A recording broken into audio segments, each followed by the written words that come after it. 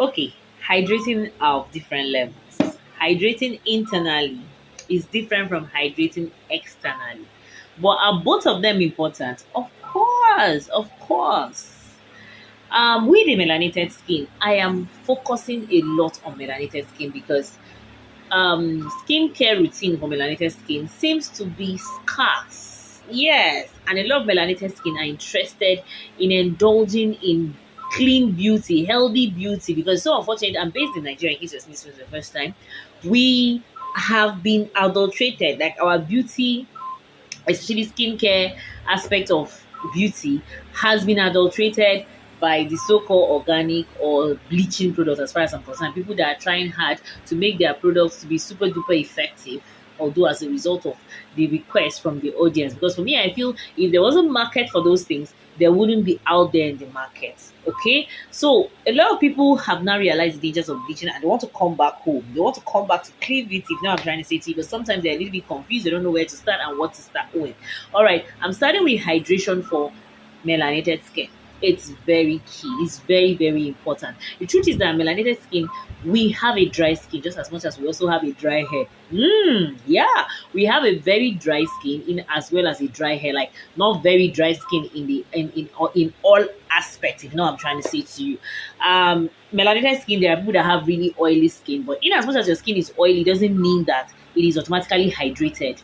Now that's the difference. The difference between hydration and moisture.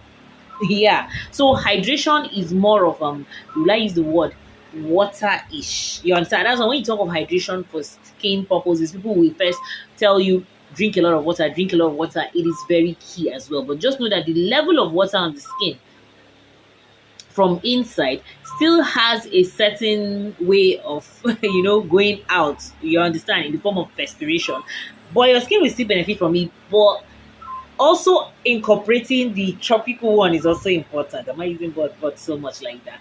Okay, basically incorporating tropical hydration is very, very important. Some people are of the school of thought that toners are not things you use, toners are even waste of money.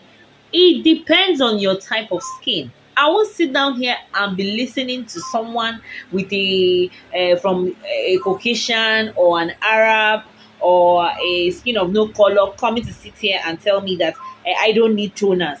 Your own skin type might not necessarily need toner, but my own skin type needs toner. And it's very important for we the melanated skin to take note of the type of toners that we need or we want. For me, I advise melanated skin, especially skin that is above 30 and above, yeah, above 30, obviously, to strike a budget for two types of toners. What do I mean by two types of toners? For a hydrating toner and an exfoliating toner. Because when you talk of exfoliating toner, it depends on the type of exfoliant in the toner. The most common exfoliants that are in toners is either the salicylic acid being a BHA or a lactic acid or glycolic acid being a HHA. Now, AHA toners, depending on the AHA that is inside, either the glycolic acid or the lactic acid or mandelic acid, depending on the AHA that's inside, can offer hydration property awesomely with the AHA exfoliating ingredient in it, right? But for melanated skin, obviously, we have to be very careful when using toners with exfoliant in them, especially AHA exfoliant like glycolic acid. I like to ask melanated skin to stick within lactic acid and mandelic acid. And one very important caution, when you're using exfoliating toners, do not use them every day. Obviously, we have gotten to an era that I don't even need to sing this over and over again. You do not exfoliate your skin every day. And hence the reason why I said when you are above 30 years of age, it is advisable to create a budget for two types of toners, the hydrating toner and the exfoliating toner. Basically, the days you do not use the exfoliating toner, you use your hydrating toner. In fact, in some cases, you can even use both in the same skincare routine. Yes, you can go with your exfoliating toner first and then go over it with your hydrating toner, because an exfoliating toner like a BHA exfoliating toner like Paula's Choice example with salicylic acid might not necessarily hydrate your skin to the full capacity you would be expecting.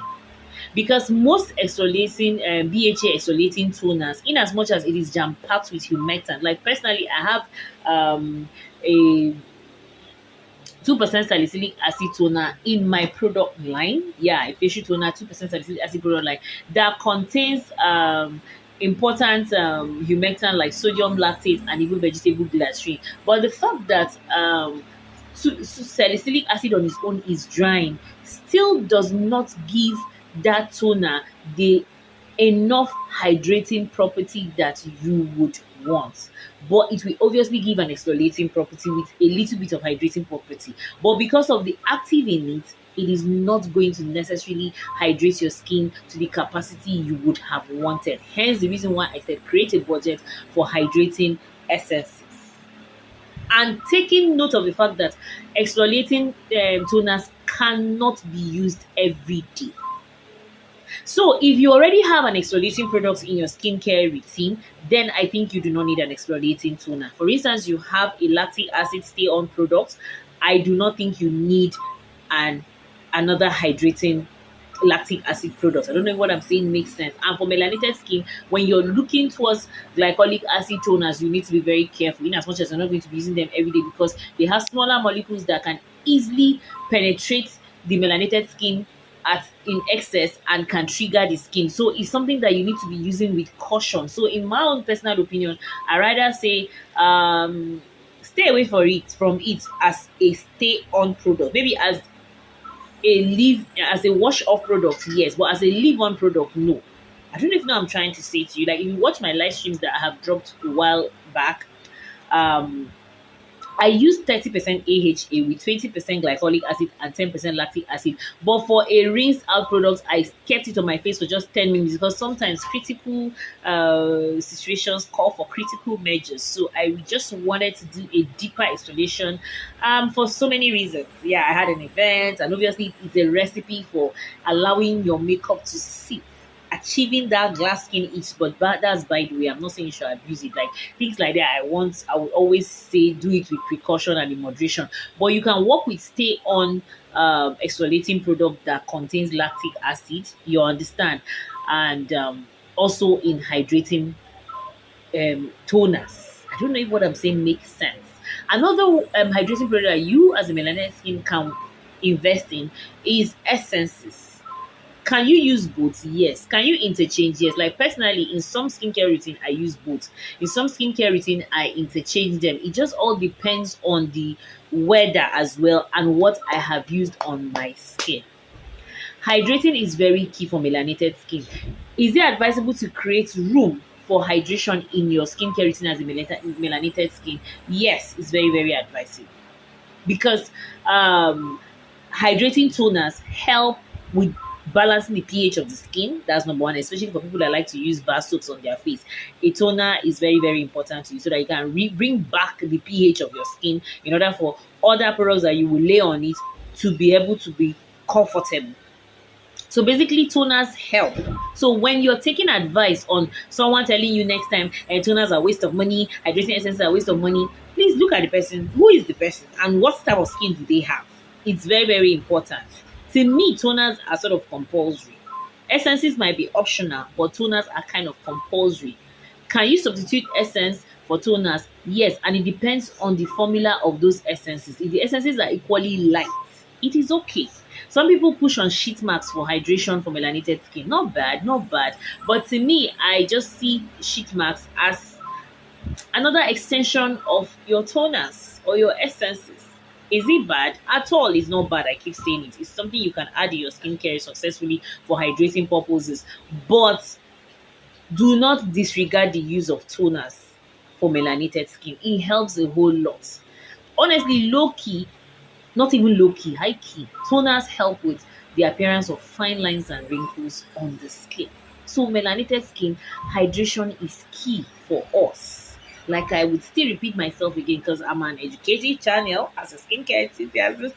You can use both the hydrating essence and the toner depending on the situation and your skincare routine and the weather and your age as well, because sometimes overdosing on those two can actually cause product buildup. Let me be very clear here.